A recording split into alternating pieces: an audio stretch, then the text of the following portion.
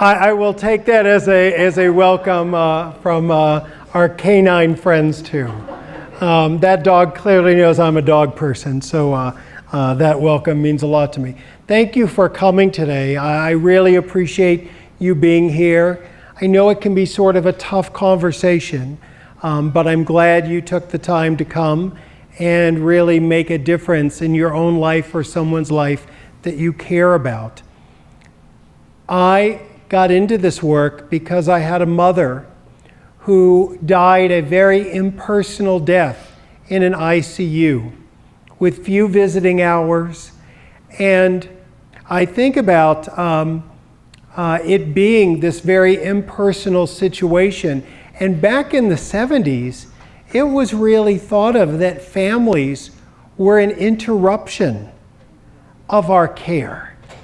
And I'm so grateful that we've come so far and we have places here like Compassus, Hospice Compassus, that's there that recognize how important the family is in the last chapter of life, because it's not a moment to really exclude the family.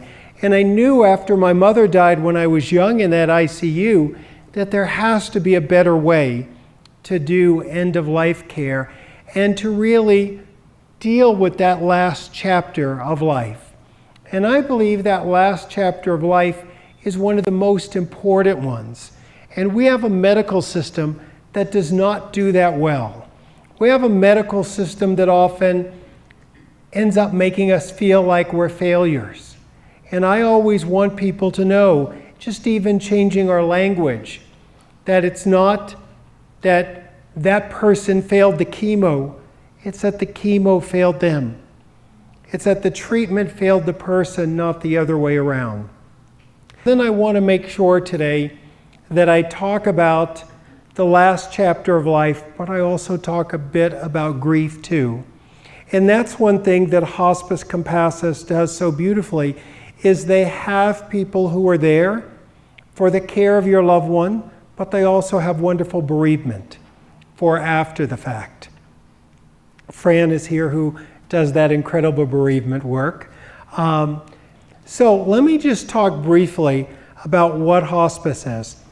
Hospice is a delivery of care that brings a medical director, registered nurses, CNAs, social workers, volunteers to you, your loved one, when they're in the last part of their life. Now, we never know when that last chapter is, and we don't know how long the last chapter is, whether it's days or whether it's months or sometimes even years. So hospice is an amazing delivery system that brings care to your loved one in their home, however you define their home. So home could be your actual home, home could be a nursing home, home could be assisted living. I've even seen hospice provide care in people's cars. So wherever you call home is where hospice goes. It is paid for by Medicare and private insurance companies, and it's one of the few places where care does not cost us. And so it's really a wonderful benefit that we have in this country, the benefit of hospice.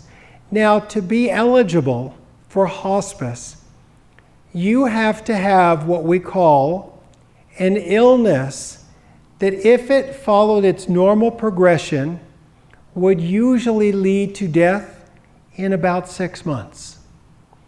Now, it doesn't mean at 6 months someone goes to jail if you're still alive. It means that if you're still alive at 6 months on hospice, we're thrilled you're doing so well, and the time gets extended. But people hear that 6 months and think, oh my gosh, our loved one has to die in 6 months. We don't want them to die in 6 months. So just know that 6 months doesn't mean that's when it has to be. And I'll tell you a little bit of background around that is when Congress in the 70s was looking at the hospice benefit, and looking to get Medicare to pay for hospice. They, like our Congress today, were worried that, it could be costly. It was a new thing they were doing back then. So when they were doing it back then, they thought, we want to make sure we don't keep this benefit. It doesn't end up being too expensive. So what they decided to do is they decided, we're going to be back from vacation in the fall. Let's make sure it's not too long, that we won't be able to change it if it's too expensive. So they said, based on our vacation schedule, Congress's vacation schedule, let's only make it a 6-month benefit. So when people now hear hospice, you've got 6 months to live, they think it must be based on medical studies that went on. No, it's based on the Congress's vacation schedule. So don't ever let that scare you. So just know, hospice is there for as long as you need them. And they have ways that they can make sure that you continue to get hospice longer than 6 months. And if you're in a situation that you're doing so well, you don't need hospice, you get to just go off hospice and take a break, and then it's there for you later. People sometimes in their mind get so afraid hospice is this one-way street, and that if a cure gets discovered tomorrow for your loved one, you're stuck on hospice. That's not true. If there's a cure that gets discovered tomorrow, hospice would want you to go get that cure. So just know it's a very customizable care. And it's really wonderful these days to think about that you can have a registered nurse to make sure your loved one's not in pain and to answer your questions with your loved one. To have a nurse's aide that's there to help with the activities of daily living. And to have a social worker to help you deal with the tough terrain of this time of life. None of us are really good, not even myself, at dealing with loss when it comes to our own family. So these are amazing resources that people have in hospice. So I just wanted to start with just an overview of sort of what hospice is. So I want to talk a bit about hope and miracles and having hope in this challenging time of life. And I think hope is our constant companion. We live with hope. We want to have hope as our companion. And I always say hope doesn't go away, hope only changes.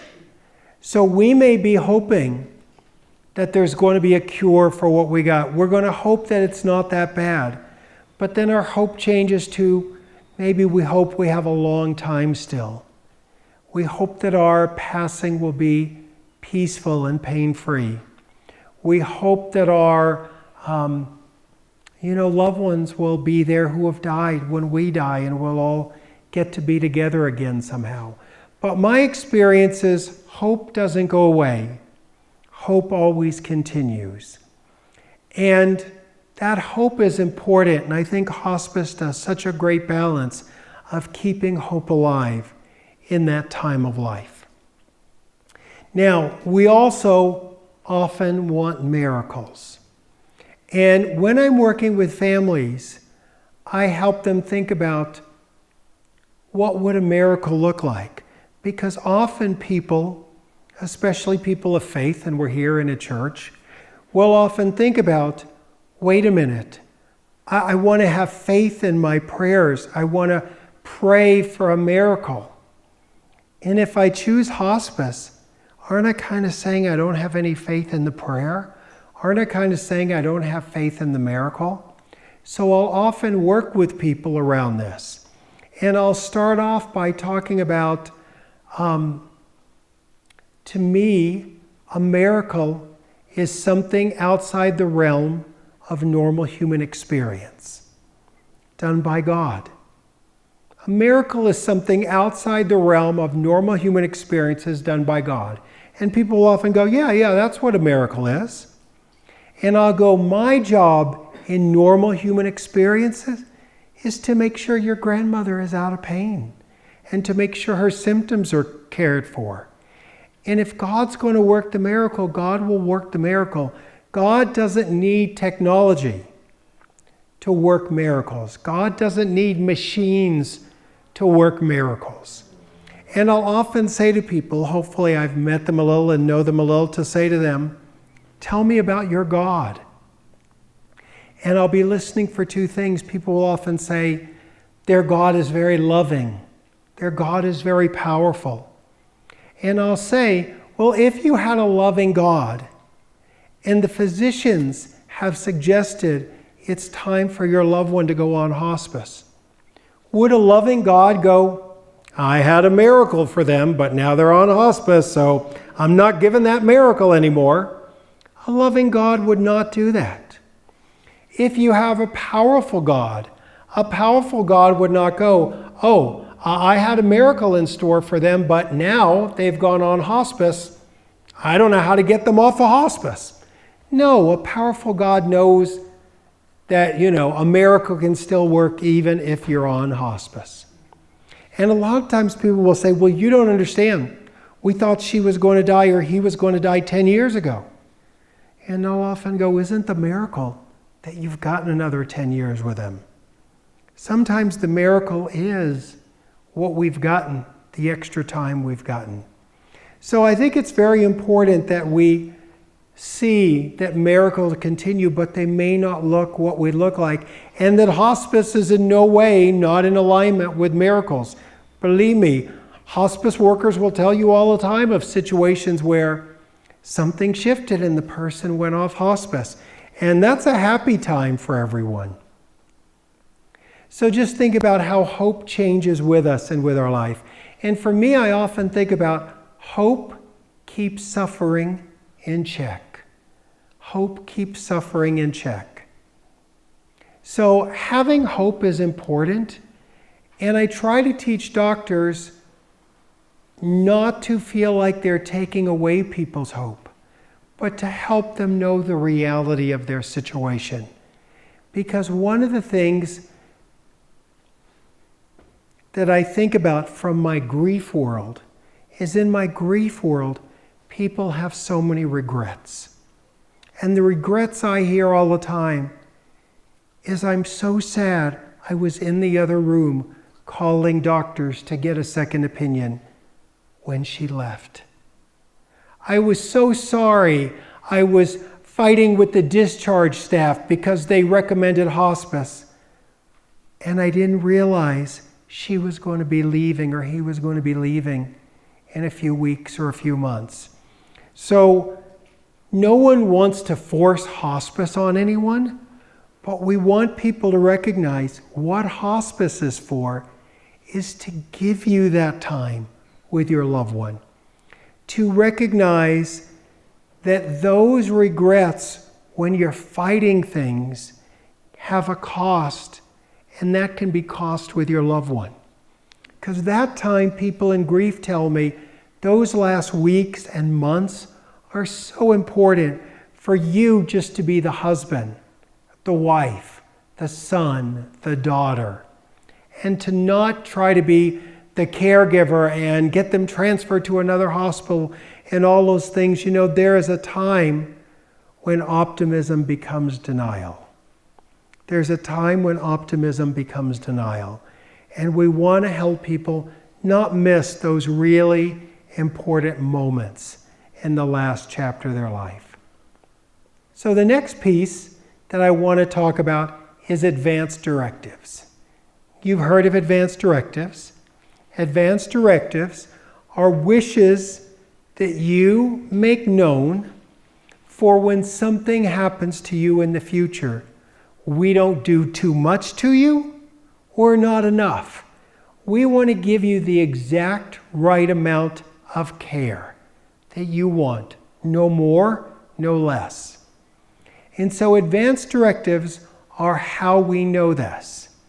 Now, we often get worried about talking about them. And we don't like to start the conversation But I will tell you, the conversation is easier and better when you're not sitting in a hospital room being told your loved one has a few hours to live. It's so much better if you can do advance directives early. Advanced directives, you have to just pick what you want and then choose who's going to speak for you when you can't speak for yourself.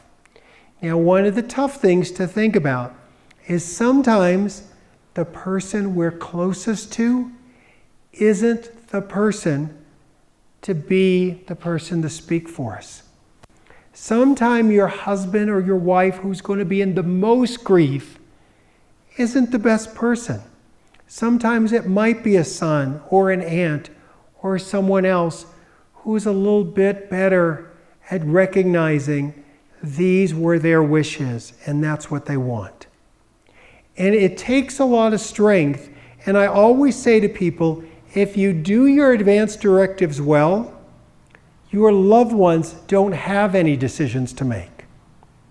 If you tell me what you want at the end of life and we put it on paper, I never have to make a decision. Because I can just go, this is what she wanted. It's in paper. We don't even have to have a discussion about it. It's in paper. I'm the person who's going to enforce to make sure her wishes are done. And that's what makes them so helpful at that time of life. Now, we're talking about being resuscitated. That's what advanced directives are often about. Do you want to be resuscitated? So I want to just give you a bit of an idea of the realities of resuscitation. So let's talk about what CPR is. CPR was designed decades ago to help three groups of people. People who had a sudden cardiac arrest, a physical trauma, or a sudden event like a drowning. CPR was never designed for the last years of life. CPR was designed for healthy people that had a catastrophic sudden event. So I'm healthy. If my heart stopped suddenly, I would fall, and I hope someone in here, since I'm healthy, would give me CPR and call the paramedics. That's who it was designed for, healthy people. It was never designed for people at the end of life. So they have done medical studies. And in the medical studies, they have done studies on TV medical shows. Now, we've all watched TV medical shows. On TV medical shows, when they've studied them, there was a 95% chance at the end of the TV medical show that the person would walk out of the hospital fine on their own 95% of the time. Their resuscitation was a success on TV 95% of the time, as evidenced by the person walking out of the hospital. So TV has a 95% success rate for CPR, resuscitation. What do you think the success rate is in real life? Anyone know who's not a medical professional? What do you think it is? 50-50? In real hospitals across the US, the success rate for resuscitation is 5%. 5% success rate. Now, I have a simple brain and I have to keep things really simple. Do you know why the success rate in actual hospitals across the USA is less than 5%? You might think, oh, did we do it wrong? Did we not get to them soon enough? Were they already sick? No, the success rate is 5% because CPR resuscitation is always done on the dead. It's always done on the dead. We're trying to revive the dead. That's a pretty big task. I mean, we're in a church. They know something in here about resurrection, that, bringing someone back from the dead.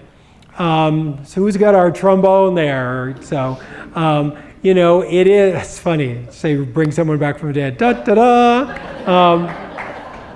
To think about, we're talking about bringing people back from the dead, and how hard is that? 95% of the time, we can't do it. 95%. Now, because we're bringing them back from the dead, there's two kinds of dead. This is going to sound a little crazy, but if you think about it, it makes sense. There's two kinds of dead people. There's healthy dead people, and there's unhealthy dead people. Like I said, I'm healthy. If I had a sudden cardiac event and my heart stopped, I would be healthy dead. You look like you would be healthy dead. On the other hand, who's in the hospital? Healthy or unhealthy people? Unhealthy. Who's in the ICU oftentimes? Unhealthy. Now, if you have someone who's in the ICU because they were in the ICU from a car accident, that's physical trauma. That's one of the things CPR was designed for. We want to resuscitate people who have a sudden cardiac event that are otherwise healthy. We want to bring people back successfully who are otherwise healthy and drowned, or have a physical accident, right? So cardiac event, physical accident, or drowning. Not the end of life. So when we talk about resuscitation, if you talk about someone who has cancer, COPD, cardiac, kidney problem, all those things that we deal with at the end of life, that isn't the time for resuscitation. And any of you who have been in the hospital know when someone's dying and you resuscitate them, it's really tough on their body, and most of the time they get to live 2 more hours until you resuscitate them again. And what we really want in resuscitation is what we see on TV. We want our loved ones brought back to a healthy state. And that's not what resuscitation does at the end of life. So that's why it's important that we do advanced directives. And I think we actually brought some here. Is that correct? We actually have some if you want to take a look at them and take a copy with you. So just know resuscitation is really important to have your wishes in writing, to let us know what you want and what you don't want.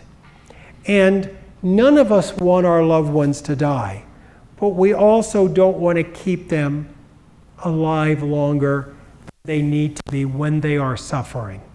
I always say we want to prolong life. We don't want to prolong the suffering of death. And that's really a big difference. In the United States, the problem is not that the people come in without advance directive. The problem is not that people come in with an advance directive and it's not on them in that moment. The problem in the US is that when that emergency room gets you and calls your doctor and calls your relative, everyone goes, I don't know what her wishes were. And you can change that by making sure when everyone gets the call, oh, we have her wishes in writing, we're bringing them in right now. Or the doctor says, we have her wishes in writing, we're emailing or faxing them over right now. So that's the most you can humanly do, is give them to your relatives and give them to your doctors. I want to talk about why did this happen? When we have a loved one who's ill, dying, have serious illness, our mind always wants to get stuck on, why did this happen? But the real challenge is to not get stuck in the why, but move to how are we going to continue now that this has happened? To move from the why to the how. How are we going to get the most out of life with a terminal illness?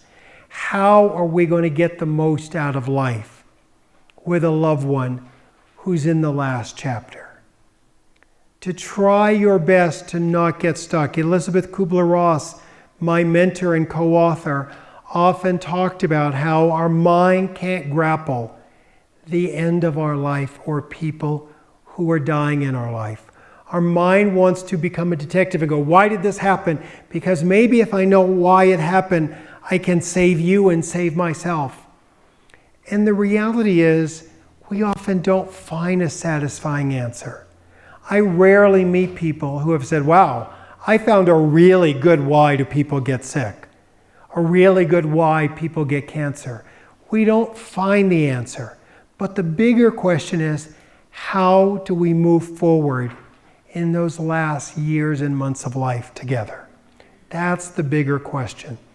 And it's also true in grief. After a loved one dies, we often have to deal with that. Now, I want to tell you about a concept.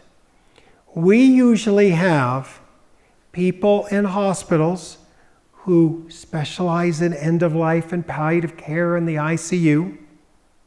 And we have hospice. And then we have, on a whole nother area, bereavement and grief. The way they relate to each other is the death shapes the grief. The death shapes the grief. If someone has a meaningful death, their family's more likely to have a meaningful grief. If someone has a complicated death, their family is more likely to have complicated grief. In hospice is so wonderful at trying to bring meaning. Many times at my lectures, folks will go, my father had this terrible cancer, but you know, when he died, we were all around him, and he was home, and it was such a profound, meaningful moment. And someone else on the other side of the room goes, our father had that same type of cancer. It was the most traumatic thing that ever happened in our life. We all die alike, so how does one family experience it as trauma and the other one as meaning? But it is that death shapes the grief. And when you think about your own family, think about the stories you've heard about your ancestors, people in your family, you will find that when you think about the most screwed up person in your family, there was a death in their story. Yeah, grandpa, yeah, he's got a bit of a screw loose, but you got to remember his parents were killed when he was young. Or, yeah, mom, sometimes she can be that way, but you got to remember her dad died when she was young. Right? The death shapes the grief. So this end of life is so important for you and your grieving. And it's also important for your loved ones and your loved ones' children, because they're going to see how you handle it. That's why it was important to Elizabeth Kubler-Ross and to me. You'll notice I have books on death and I have books on grief, because they interact. And that's why you want to do your best to make death meaningful. No one says you're going to like it. No one likes to say goodbye to someone you love. That's heartbreaking. You know, my job is to never tell people, oh, I can make death easy, it's going to be fine. That's not going to happen. Death is going to be really hard to say goodbye to someone you love. But we can make it a little more meaningful. And that's what's important. And it's important we don't complicate it either. So that idea that death shapes the grief. So let's talk about grief for a moment. Here's how I picture grief. First of all, grief is a reflection of the love you had for that person. So people who have just been around me in the last couple of days, when someone starts crying in my presence and everyone's shoving tissues at them and trying to stop them, I'm like, no, no, no. Each one of those tears are evidence of love. Crying is evidence that we love, that we care. And so grief is the reflection of that love. And I think of grief like a river. Grief is like a river. And in grief, what happens is some of us have a loved one who's sick and dying, and we slowly walk in to the river of grief as they die. Other times we're just walking through a random Tuesday and we get a call that someone we love died, and we're thrown into the river of grief. The river of grief will take you where you need to go. The river of grief will take you to your healing. But what's our society do? Our society says to you, you get 3 days off from work, or aren't you over her yet? It's been 3 months. Or, my God, they've been dead for a year. How long are you going to grieve? And what we do is we keep climbing out of the river of grief and resisting it because we're afraid to go down it. But the river of grief will take us to our healing if we allow it. Now, the other thing, in the river of grief, picture this river, a branch can fall in the river. And you've seen a branch fall in the river. If a branch falls in the river, it's going to slow the river down a little bit, but then the river's eventually going to push the branch out of the way. That branch is what we call the complicator. So when you hear someone has complicated grief, just think of it as that branch that's fallen in the river. That's the branch. Now sometimes, and this is important that you understand the whole concept of grieving, is sometimes that branch in the river is huge. And there's a big complication. So when you hear the concept complicated grief, just think about the river of grief taking you to your healing. A branch falls in, and if the branch is big enough, you're going to see it slows the water down. It slows the healing down. Sometimes a branch is so big in the river of grief, water will hit it and to begin to make circles. Fishermen know this. They'll call it an eddy. It's a little whirlpool where it goes in circles. You're going in circles in your grief and not healing. And our job is always to remove that complicator of the grief. What complicates your grief? And we often have guilt. We have regrets that complicate our grief. And one of the tricks that our mind plays on us in grief is this. Our mind says, something happened right before they died, and if that wouldn't have happened, they'd still be here. And our mind goes, if only I had gone by that night, they might have not died by suicide the next day. Or if only I had taken them to one more 12-step program, maybe they wouldn't have died by addiction.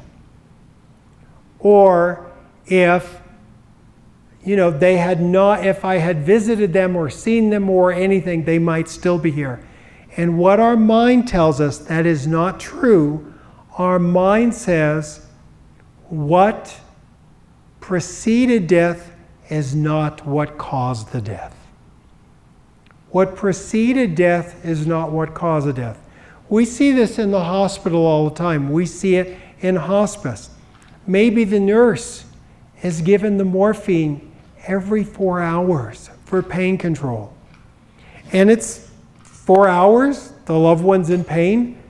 They give the morphine. It helps your loved one. And then, not long after, they die. What does our mind go? Oh, was it the morphine that did it? And we're saying what preceded it must have caused it, which is not true. Right? What preceded it must have caused it. Now, the reality is, we hear things in hospice like all the time is, oh, if you go on hospice, that's when they give you the morphine and it kills you. You know when people would say that to me and I worked in the hospital, what I would say? I would say, morphine kills you? Wow, that's really bad for our labor and delivery unit. I wonder, do they know it? Because they're giving morphine. And it's really bad for our orthopedics unit because they're giving morphine. How come no one's dying of a broken leg when they get morphine? And how come no one's dying in labor and delivery when they get it. Because the morphine isn't killing your loved one is dying. But our mind can't make sense of it. All we're doing with morphine is keeping them comfortable in the dying process. And I can't tell you how many people have said, oh, I think the morphine, and we look up the doses and we see their loved one was on such a tiny dose. But our mind wants to say that. And there's always going to be a last dose of pain medication. There's always going to be a last bowel movement. There's always going to be a last Thanksgiving. And that's just the reality. So one of the many things hospice does really well is pain management. So let me talk to you about pain management for a moment.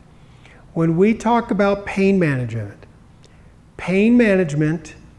we often say we want to know how much pain you're in, and we have a scale from 0, you have no pain, to 10, the worst pain you've ever experienced. And we're always checking in to know how much pain you have. We want to always medicate at least above 4. And one of the things that we want to do, that's why it's important that hospice comes in early, not too late, is we want to say to the person on hospice, when they're doing well and they're not in pain, we want to say, pain management is kind of the same at the end of life as it is in childbirth. You know, some people in childbirth are like, I want to be awake for everything. Other people are like, oh no, just numb me out, take the edge off. Other people are like, knock me out, I don't need to be here, right? The same is true at the end of life. We want to say to people early on, what do you want in your pain management? Do you want to just be aware and you don't care if you're in pain? Or do you want us to make sure you're really out of pain, but that might make you a little sleepy? Is that okay? Or, do you want to just make sure you experience no pain? What do you want? And we want to document that and know your wishes really well. And hospice is really great about knowing those fine conversations to have around pain management. The other thing I used to do when I worked in the hospital system, we had 3 hospitals, and I would do the new employee orientation.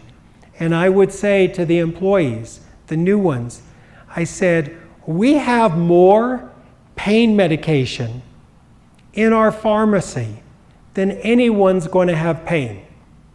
You're never going to call the pharmacy and hear, oh, nope, we're out of all pain management. It's never going to happen. They're always going to have pain medication. So in the hospital, if someone's in pain, it's a human error. It's because we didn't manage their pain right. And hospice is trained to manage your pain really well. Sometimes people go, there's just some pain you can't control. That's not true. That's not true. I have a colonoscopy every 5 years. I've never woken up for that. I had cataract eye surgery. They put me out. I didn't wake up for that. We're actually really good at making sure if you don't want to be in pain, knowing how to do it. There's no excuse for bad pain management. And hospice is really one of the best ways at those last chapter of life to make sure you're getting the pain management for your loved one that they need.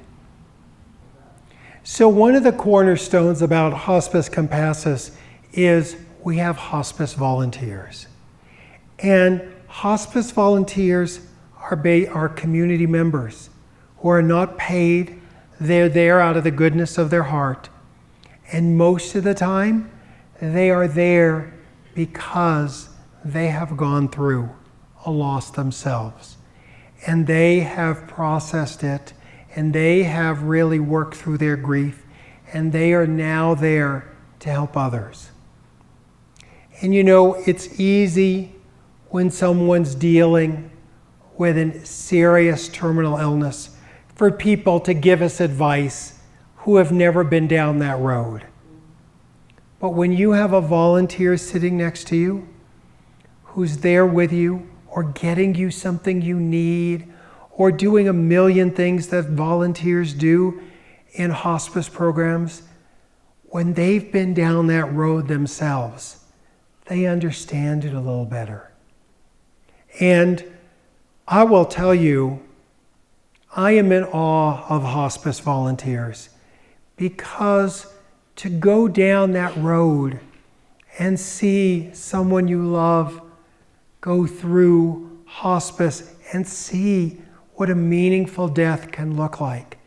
And then after you've experienced your grief, that you as a person, as a community member, you want to become a volunteer and help others find meaning, I think that's a really incredible gift. So I urge anyone who's thinking of volunteering to really look at volunteering for hospice and giving back. And sometimes it's not someone who had a death in the last couple of years. It might even be someone who had a loss 5 years ago, 10 years ago, 30 years ago when you were a child, but you know that that road is tough, and what a gift you can do to help others. The other thing that's great about volunteering for hospice is hospice has so many different volunteer opportunities. You might be someone who's like, oh my gosh, I've been through that. I want to be at the bedside. On the other hand, you might be someone who goes, no, I have a company that sells balloons, but I'd like to volunteer, and I know how to get you balloons, or I know how to decorate for parties. I mean, that's the great thing about hospice is, I've seen people on hospice who have gotten married, who are dealing with birthdays and stuff.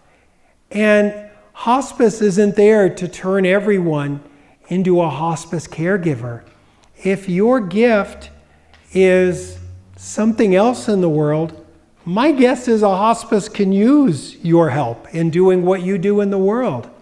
If you're a good party planner, that's great. If you're good with floral arrangements, that's great. You don't even have to have something. I mean, there's plenty of times it's just we're sending out envelopes for an event, we're getting things together. So there's lots of different ways to volunteer in hospice. For some, it's at the bedside. For others, it might not be at the bedside. So even if you're not sure what your gift is, come down and talk to hospice, because they might have something that'd be really right for you to do. So a couple things, and I'll talk about children too. I worked in children's hospital for years. Children actually do better with death than we do.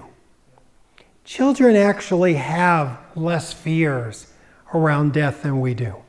I mean, I can remember working in the oncology unit of Children's Hospital in Los Angeles, and I'd be playing, checkers with a child, and all of a sudden the parents would come in and they'd be in tears, and the child would go, I guess we gotta stop the game, save the board, and the child would be dealing with their parents' tough emotions because the parents, have the awareness that their child is dying.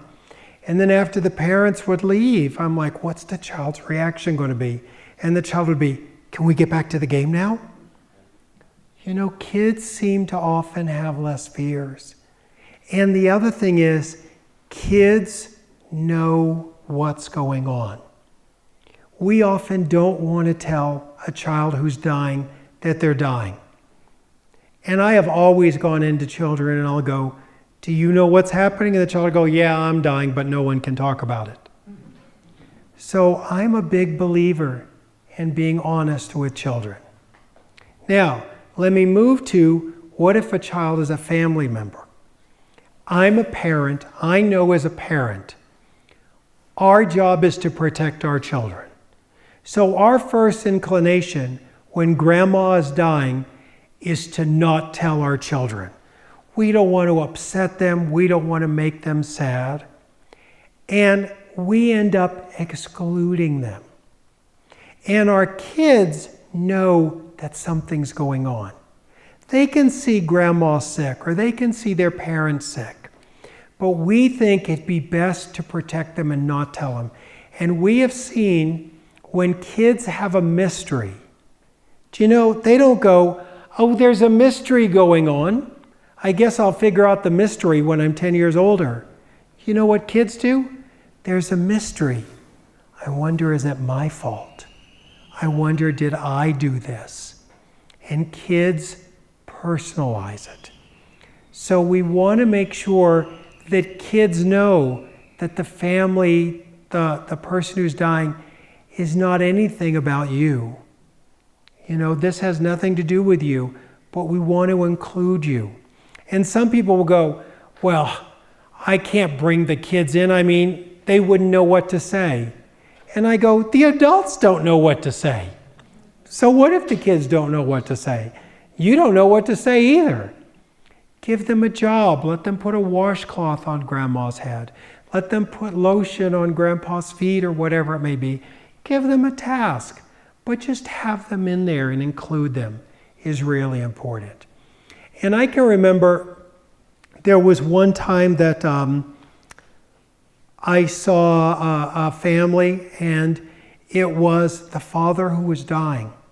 And the mother was, no one tell the kids. No one tell the kids. And so they're in the hospital and he's dying. And there was an aunt there. And I'd had the conversations about the mother, and she goes, absolutely not. And I said, can I talk to your kids with your aunt there, but not you there, but with your aunt?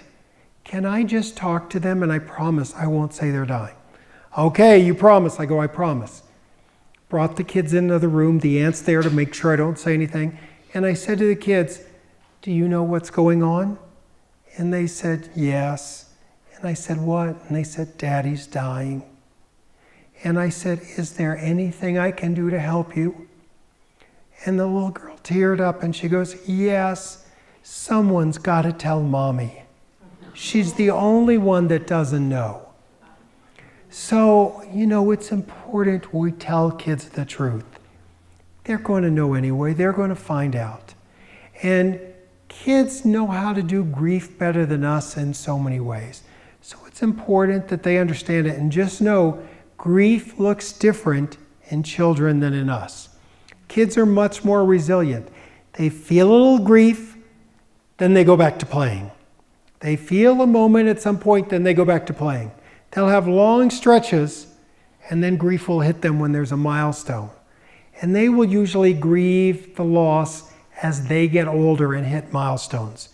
Where we grieve instantaneously, we know all that's lost. You know, sometimes part of our grief work as adults is to grieve what will never be. You know, she's not going to have a 100th birthday. He's not going to have an 80th birthday. She's never going to have a graduation. They're never going to have a 50th anniversary. We have to grieve what will never be. But we can't turn to our kids and ask them to grieve what they will never be or what will never happen, because the child hasn't even experienced a lot of those milestones yet. So kids' grief will not look like ours. I want to bring up one other topic. The best and worst things to say to people in grief. I have a website called grief.com. And as you can imagine, grief.com gets a lot of visits from people who are dealing with loss, dealing from dying. And one page is dedicated to the best and the worst things to say to people in grief. Some of the worst things you hear is, my loved one was even younger than yours. Or, at least she lived a long life. Or, aren't you happy they're not sick anymore? Or, there's a reason for everything. I always feel like, yeah, what do you got? Tell me a good reason for this one. Or, they're in a better place, be happy. Or you can still have another child. Or you're young, you can get remarried. So a lot of those things that don't feel good to people in grief kind of invalidate the grief. Try to get you to see the silver lining in the loss. And one of the things we talk about in grief is grief must be witnessed. So we want to see people's grief where they are without trying to fix it or show the silver lining. And especially when we say things to kids like, your loved one's in a better place. People feel like, well, what's wrong with our place? Or if you say to kids, you know, your dad was so good, God just needed another angel. What does that do to their relationship with God? Right? God apparently is very needy and has an angel shortage and takes people who do good. Don't look for my grades to be good anymore. Right? So we want to know what the right thing to say to people in grief is. And sometimes I just think about things like, I'm so sorry for your loss. I wish I knew the right words to say. Just know I'm here to help any way I can. I don't know how you feel, but I'm here with you. You and your loved one will be in my thoughts and prayers. My favorite memory of your loved one is. Just to really think about those things. Really what we want people to know is I see your pain and you're not alone. I'm walking this tough road with you. I don't know what it's like for you, but I'm walking this road with you. So sometimes we have to ask, when we're saying something, are we saying it for that person or are we saying it for ourselves? If we're saying it because it's going to help them be more peaceful, that's one thing. But if we're saying it because then it's going to open up a can of worms that we're going to have to say today, and then we're going to have to repeat it again tomorrow, then it's really about us. And someone mentioned to me the term, I loved it earlier. Were you here, whoever mentioned it? They mentioned what in the Alzheimer's world they call fiblets. Like a little fib you tell that's a therapeutic lie just to have the person be a little more peaceful. You know, because our goal is not to keep the person agitated. And truth without compassion is cruelty. So we want to be truthful, but we don't want to like, I'm going to agitate you every day for the rest of your life. That's not kind either. So let me just give you a different perspective on that. Let me give you a different perspective on that. Dogs are in the moment. And they don't have a mind that makes up stories like we do. And I'll give you just a crazy example, because I deal with death and dying all the time. We had 2 old dogs. And little small dogs, ended up getting a bigger one, but we had these 2 little small dogs. They were Terrier Corgi mixes. And one day, and they were getting elderly and all that. And one day, one of them all of a sudden couldn't walk and was dragging. And I went, oh my gosh, and I started to freak out. And one of my sons was on the phone with his girlfriend. And I said, get off the phone, this is a moment, you should be here, you need to come see this. And my son rolled his eyes at me and said, hang on one second, my dad's flipping out. And he went over and he took her paw out of the collar and she ran away. Like, she wasn't dying, but my mind made up a whole story. This is it, right? And my son kind of like caught me on that because our mind makes up thoughts. And what happens, and I see this all the time in grief. Like one of the questions I get, you'll see I'm going in a roundabout way to you. But one of the questions I get oftentimes is, should a child see an open casket? And my answer is, a child should do at a funeral whatever the family does. If the family has an open casket, then the kids should see the body. And sometimes someone will say to me, I can't do that, I can't do that. My child would freak out, my child would freak out. And I'll say to them, well, how do you do when you see, I freak out? Well, you're teaching your kids to freak out. So imagine if you go up to Grandma at the casket, and you walk up to Grandma at the casket with your child, and you see Grandma there, and you're looking at her with such love, and you put your hand on her hand with such tenderness, your child is going to feel love and tenderness. On the other hand, if you bend down to your child and go, now we're going to go to the casket, it's going to make you very anxious, and you might get, the moment someone tells me I'm going to be anxious, I get anxious. Like, just giving me the talk on anxiety gives me anxiety. So, kids, just like pets, feel our emotions. Now, if your dog, runs out because they think the mailman's there, they run out, and it's not the mailman, your dog goes, not the mailman, not here, and just runs away and is happy. My guess is your dog goes in that room to see them, and your dog goes, they're not here, and comes out. But your dog feels you going, oh. What's your dog's name? Goober's going in. Goober's going to be upset that they're not there. Goober's going to be, and Goober runs in, they're not there, because they could be at the grocery store. For all Goober knows, they could be at the grocery store, but Goober suddenly feels your anxiousness and your sadness that you're projecting onto Goober. And that's Goober's reaction. Now, I do think if you have a dog in the room when someone dies, a dog feels that and a dog knows it's death. But, my dogs ran into my bedroom all the time. I hope every time I was at work, they didn't assume I died. So I don't think dogs naturally go, they died. They just go, they're not in the room. Who else can I play with? And they just run out. So just next time, be aware, is it your emotions? Just a thought. I always say, there was a person a few years ago, a personality, not anyone in the grief world or hospice world, that said, you should ask kids if they want to go to a funeral because you could traumatize them. That backfired horribly because funerals are not a want-to event. If you ask me, David, do you want to have dinner? Do you want to have lunch? Do you want to have coffee? Do you want to go to a funeral? I am never choosing a funeral. It's not a want-to event. So when a kid says to me, I don't want to go to Grandpa's funeral, I go, me either. I want Grandpa alive.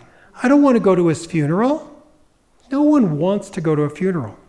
And what would happen is when people heard you should ask kids about funerals, if they want to go, you might traumatize them. Guess what happened?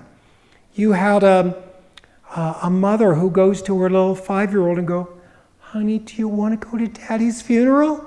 Guess what the 5-year-old goes? No, because the 5-year-old doesn't want Dad to be dead. Okay, Mommy's not going to make you go. You're going to go with your friend Brenda and watch Sleeping Beauty. Interesting choice of movies, okay? So off she goes and she watches Sleeping Beauty and misses the whole funeral. Guess what she does in a couple of years when she gets 6 and 7? Mom, when's Dad's next funeral? I want to go. Oh, Mommy didn't tell you it was a once-in-a-lifetime event when I gave you the decision, a 5-year-old, to make, by the way, a decision you're going to hate yourself for the rest of your life. So I don't think we ask kids if they want to go. I think I tell them, it's not a want-to event. Sometimes the way I explain to the kids is I may go, do you know how last year we went to Grandpa's house for his birthday? When we sing happy birthday is actually another way we tell people we love them. So when we were singing happy birthday and gathering for Grandpa, we were telling Grandpa we love him. And now that Grandpa's died and we're having a funeral, the funeral is the last time we're going to gather in honor of Grandpa. And we're going to go say goodbye together. And I know we'd rather have him alive, so none of us want to go. But we're going to gather one last time in Grandpa's honor. And we're going to go say goodbye, because goodbye is also another way I say I love you. and then you just tell them to go. And you know, hospice will tell you, we deal with kids all the time and parents often who will go, oh, you know, but the teenager doesn't want to go. And I'm like, teenagers don't want to do anything we want them to do. I mean, isn't that just the nature of being a parent? You know? And you can't say to kids, you know, teenagers, your future self will really feel good. You went to... I just say to teenagers, come on, we're going to see Grandpa. He's in the nursing home. He's done whatever it is. We're going to go see him. I don't want to go. Me either. Rather he was healthy. Let's go.